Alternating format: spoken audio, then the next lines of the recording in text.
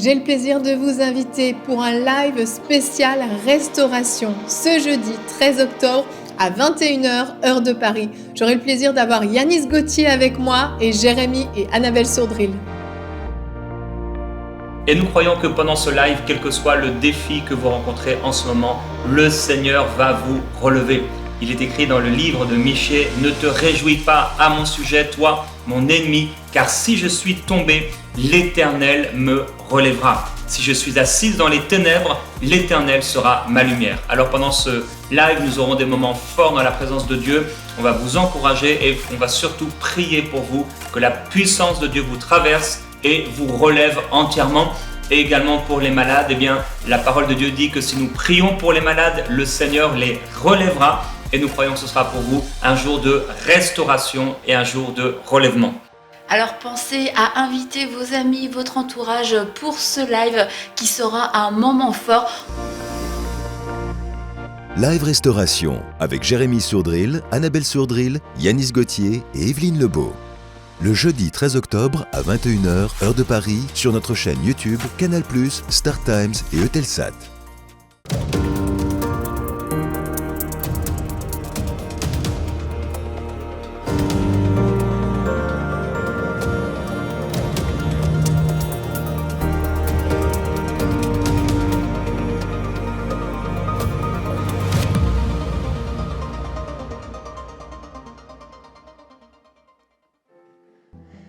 La sainteté est quelque chose d'extraordinaire. La sainteté est quelque chose de merveilleux. J'ai déjà partagé avec vous ce jour où je disais à mon ami Michael, on était en région parisienne, et l'esprit de sainteté était si fort en moi, et particulièrement pendant quelques jours, la présence du Saint-Esprit était si forte en moi que je me suis senti saint, tellement saint. C'est particulier comme expérience, l'expérience de la sainteté, l'expérience du Saint-Esprit. Être saint est quelque chose d'extraordinaire. Être revêtu de la sainteté de Dieu, la sainteté du Saint-Esprit, est quelque chose de merveilleux pour l'enfant de Dieu, pour le croyant, pour l'être humain. Être touché par la sainteté de la présence glorieuse, extraordinaire de Dieu. Et je prie que cette sainteté puisse vous toucher de manière individuelle, de manière particulière, de manière tangible. Parce que lorsque on goûte à la sainteté de Dieu, on ne veut pas en sortir.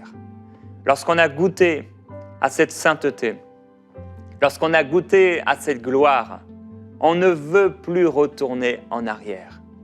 On ne veut pas être semblable à ce chien qui retourne à ce qu'il a vomi. On ne veut pas être semblable à ce porc qui va se vautrer dans la boue, mais nous voulons rester dans la sainteté. Et lorsque nous marchons et nous avançons avec le Seigneur et que nous découvrons sa merveilleuse sainteté et que nous avançons dans cette sainteté, on arrive à des étapes, comme des étapes de sainteté, un peu comme cette image de ce fleuve qui devient comme un torrent infranchissable du livre d'Ézéchiel.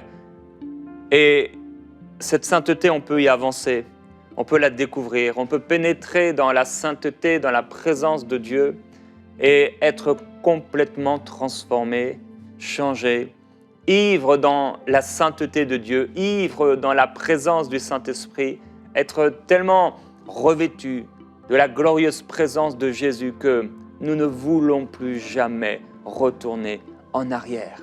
Et nous faisons tout pour rester, pour demeurer dans la sainteté, dans la présence de Jésus, dans la présence de celui qui est saint. Il est 3 fois saint. Le Père est saint, le Fils est saint, l'Esprit de Dieu est saint. Dieu est 3 fois saint. Et je prie que vous puissiez goûter de plus en plus, frères et sœurs, à la sainteté merveilleuse de Jésus, à la sainteté merveilleuse du Père, à la sainteté de l'Esprit de Dieu. Alors en 2022, je prie que vous puissiez avoir une vie qui est irréprochable, que nous puissions ensemble aspirer, désirer, avancer dans cette sainteté, dans cette pureté. Et aujourd'hui, le verset de ce jour se trouve dans 1 Corinthiens chapitre 1 au verset 8. Il est écrit en parlant de Jésus, en parlant du Père et de la connaissance que nous avons du Seigneur.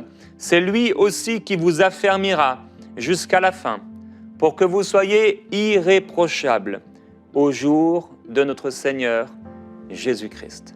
Alors, on a peut-être encore un peu de temps afin de parvenir à cet état, cette dimension d'être irréprochable, de la sainteté de Dieu, mais les temps sont courts et nous ne pouvons pas jouer avec la sainteté de Dieu.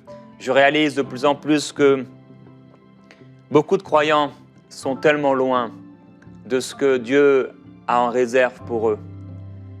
Dieu a en réserve pour nous tant de grâce, tant de bénédictions et on n'a pas encore goûté, on n'a pas encore creusé, on n'a pas encore vu, on n'a pas encore expérimenté tout ce qu'il y a en lui. Je suis certain que lorsqu'on va arriver au ciel et que là, nous serons encore enseignés de Dieu, on va découvrir des choses qu'on aurait pu découvrir même ici.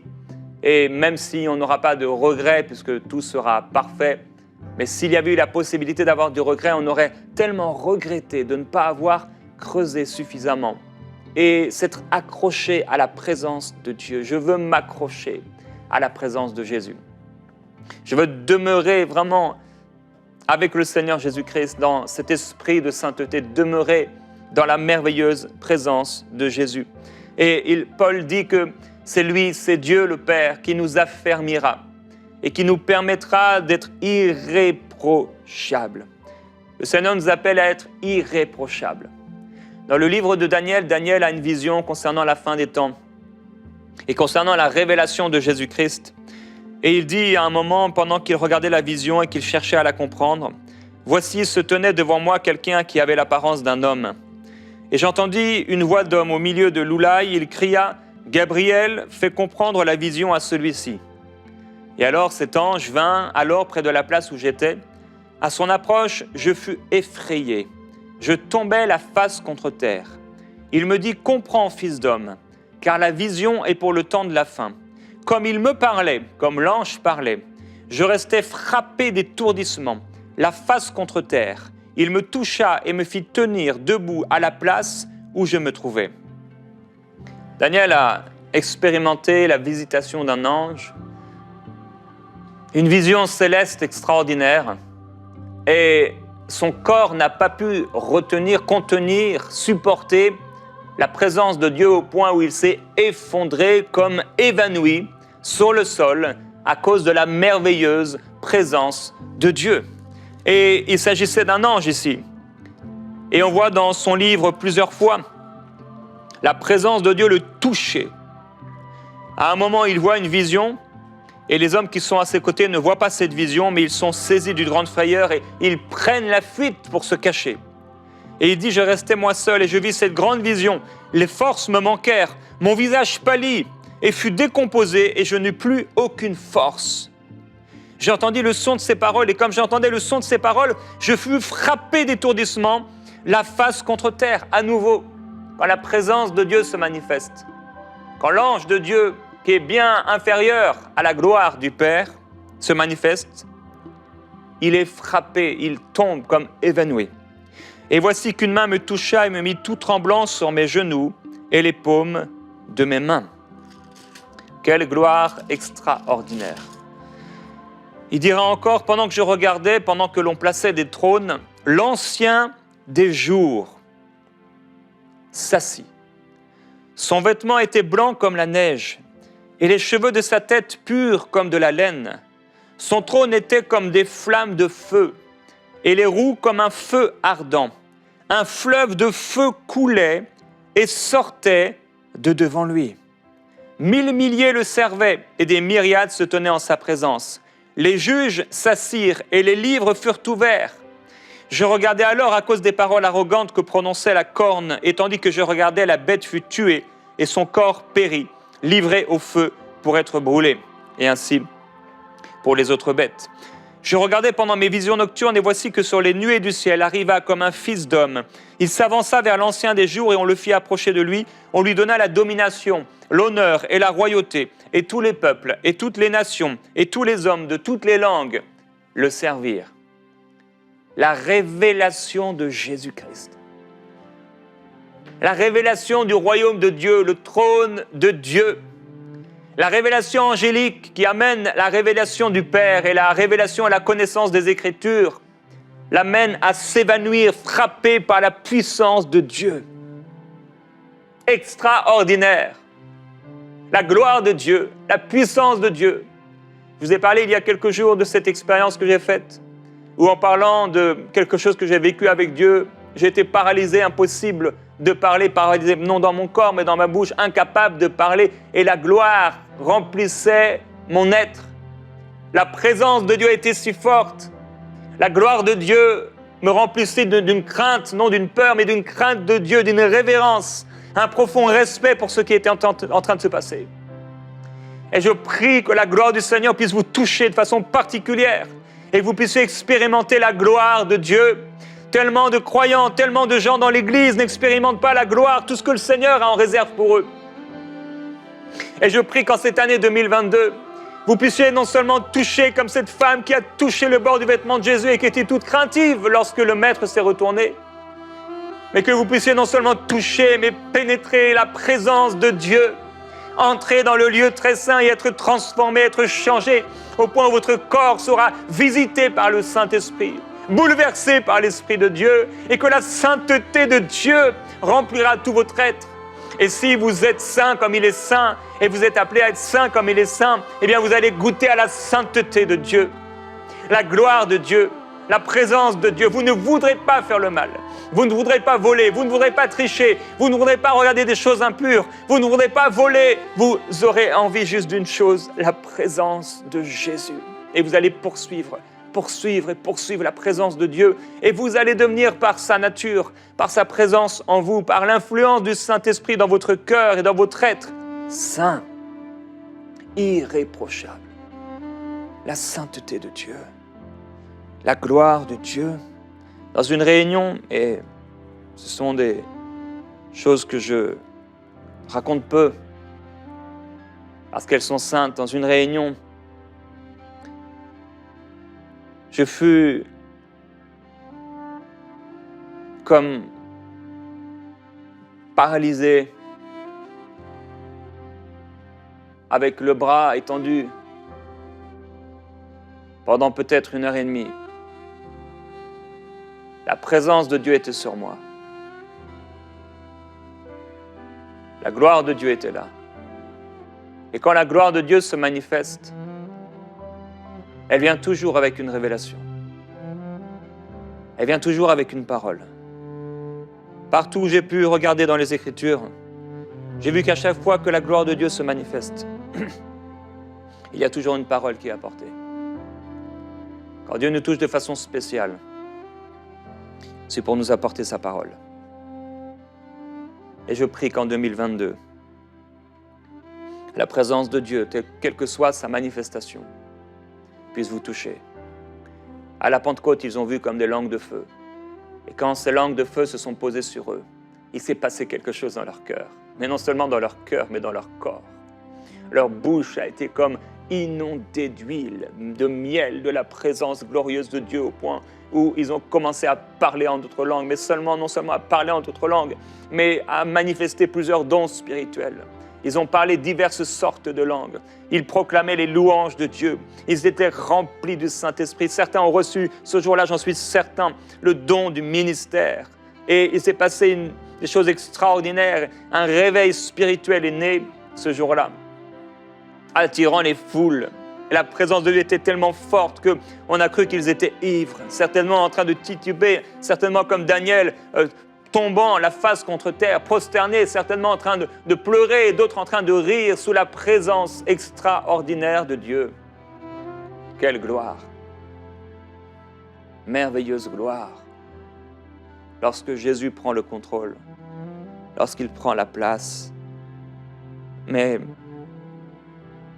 il faut l'inviter, le rechercher, le poursuivre sa présence et lui laisser la place. Il faut lui laisser la place.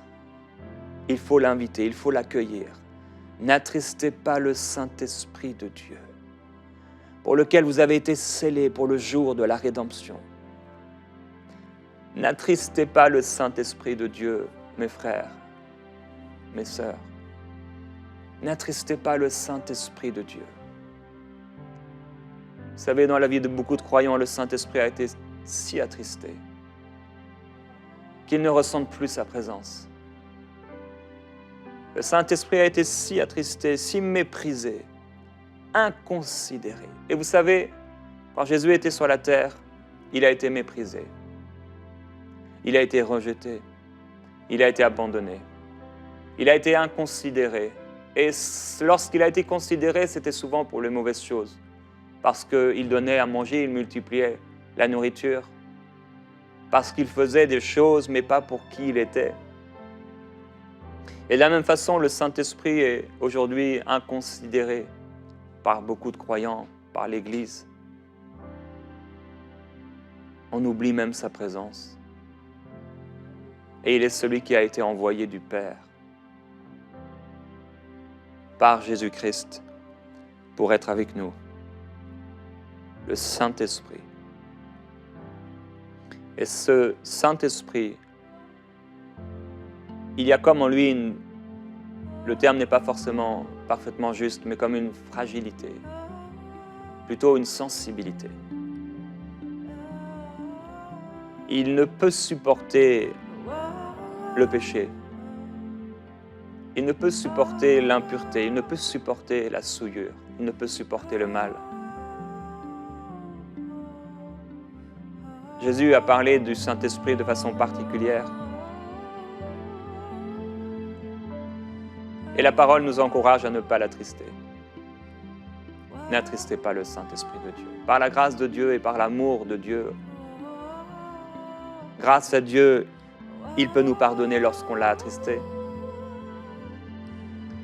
Mais pour cela, il faut à nouveau l'inviter, l'accueillir, l'honorer, le révérer, chercher sa présence. Pour cela, il faut se repentir régulièrement, et j'ai parlé dernièrement de s'humilier sous la puissante main de Dieu. Et il faut régulièrement pouvoir s'humilier sous la puissante main de Dieu, la présence de Dieu, frères et sœurs, est la chose la plus extraordinaire qu'on peut vivre sur cette terre. Elle est les prémices de notre héritage. Elle est les prémices de notre réelle vie, parce que la vie qu'on vit aujourd'hui n'est qu'une poussière infime, une particule, une simple particule, comme un microbe, une particule par rapport à l'éternité.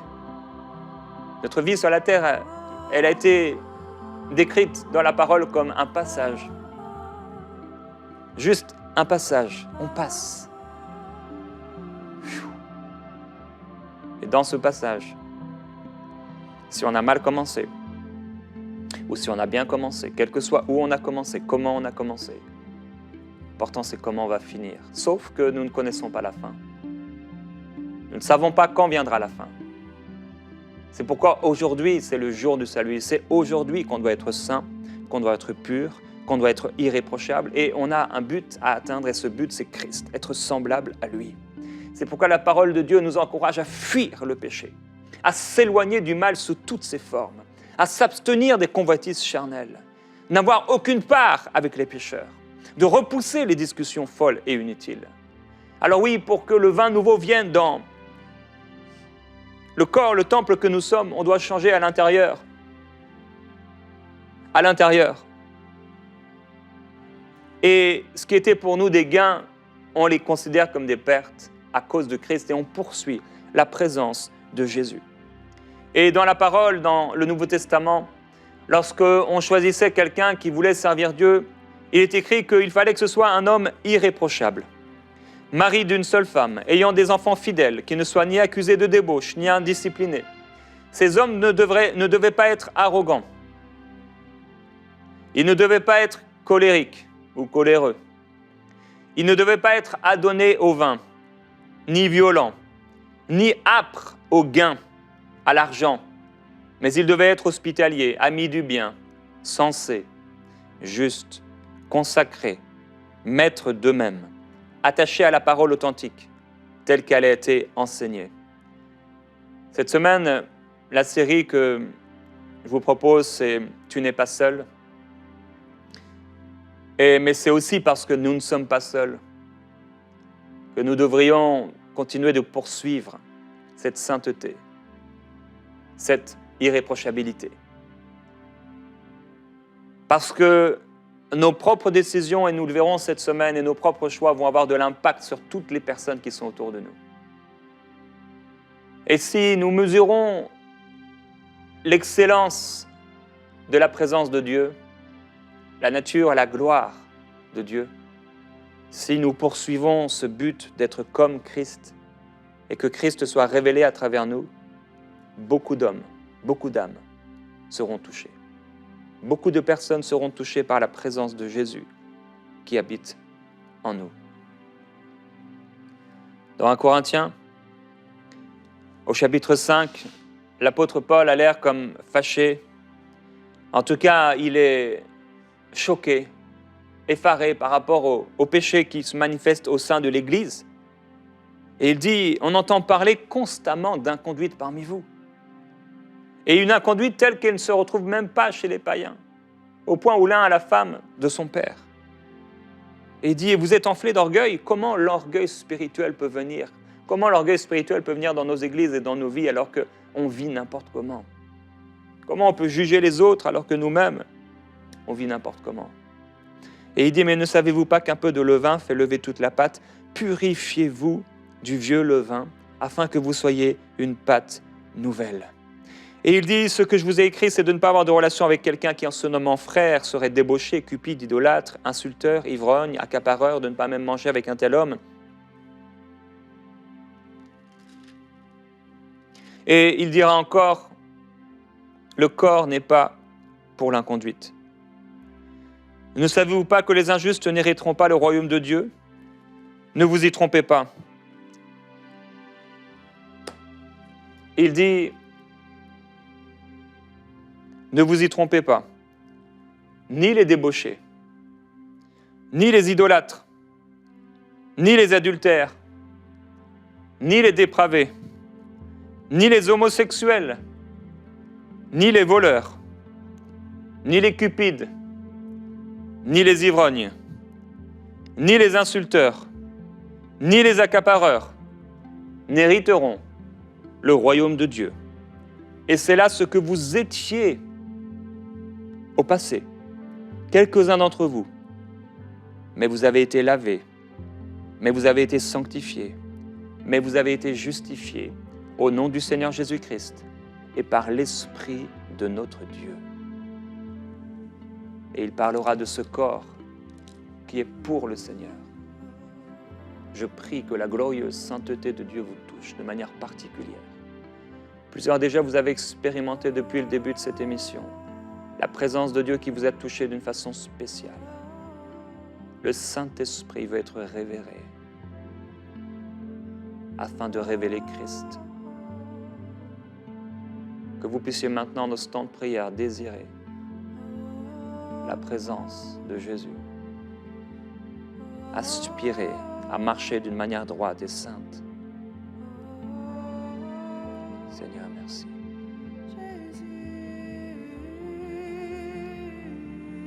Merci. Dans ce que je fais, ce que je dis, dans toutes mes pensées, toute ma vie, ce que je suis, car je suis à toi. Et tu es mon Dieu. Je désire être saint. Je désire être saint.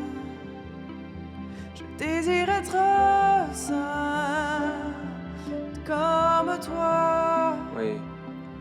Je désire être saint. Je désire être saint. Je désire être saint comme toi.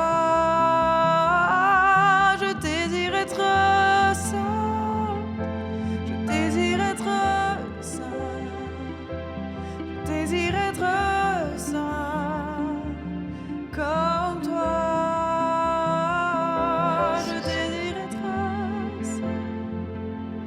désire être ça. Je désire être ça. Jésus. Comme toi. Seigneur, merci. Père, je t'adore et je te glorifie. Je prie pour ton peuple, qu'il puisse goûter à ta sainteté. Ta gloire est si sainte et si honorable que tu caches, tu la caches et seuls ceux qui te craignent et qui soupirent, qui désirent, peuvent la rencontrer, en être touchés, en être visités. Tu as caché ces choses aux sages et aux intelligents, mais tu les révèles aux enfants. Et Père, je prie pour ton peuple, que l'œuvre de sanctification en eux que tu fais ne soit pas arrêtée, limitée, bloquée par la chair, par des œuvres charnelles, par le péché, qui peut envelopper facilement nos vies. Je prie que tu trouves un peuple mis à part et tu le trouveras. Un peuple qui se met à part et qui se consacre afin de conserver cette relation avec toi, afin de protéger ce lieu très saint, cette arche de Dieu, cette gloire de Dieu. Père, je prie, touche ton peuple avec ta gloire. Révèle cette gloire. Viens ouvrir l'entendement et la vision à ton peuple, afin que lorsque, comme Daniel, ses yeux se sont ouverts, il a été impacté, il a été touché profondément, marqué à tout jamais de ces visitations. Et Père, je prie que quelqu'un soit marqué à tout jamais, à cause d'une rencontre si sainte. Et Père, s'il y a dans ce monde des hommes qui peuvent travailler pendant des années pour un sprint, pour une compétition, pour un diplôme, Père, nous voulons nous consacrer et nous mettre à part pour la rencontre que nous allons faire avec toi, qui est bien plus grande qu'aucune récompense humaine. Père, nous voulons recevoir cette couronne dans ta présence et la jeter à tes pieds, nous prosternant dans ta présence. Nous voulons être irréprochables. Nous voulons être saints. Nous voulons que notre vie te soit consacrée, qu'elle te plaise, qu'elle te soit agréable en tout point. Nous voulons non pas être des enfants qui font honte et des enfants qui apportent la fierté à leur Père.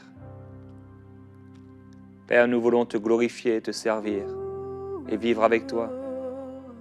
Merveilleux Saint-Esprit, nous ne voulons pas t'attrister. Pardonne-nous si nous t'avons attristé. Pardonne-nous de ce que nous t'avons attristé. Et Saint-Esprit, prends la place. Remplis-nous. Touche-nous. Saint-Esprit, viens sur quelqu'un maintenant. Et visite-le. Visite-le par ton feu. Que ce fleuve de feu purifie et sanctifie. Que ce fleuve de feu vienne maintenant dans son cœur. Au nom de Jésus. Et que l'œuvre de sanctification, de sainteté soit opérante dans sa vie. Au nom de Jésus-Christ.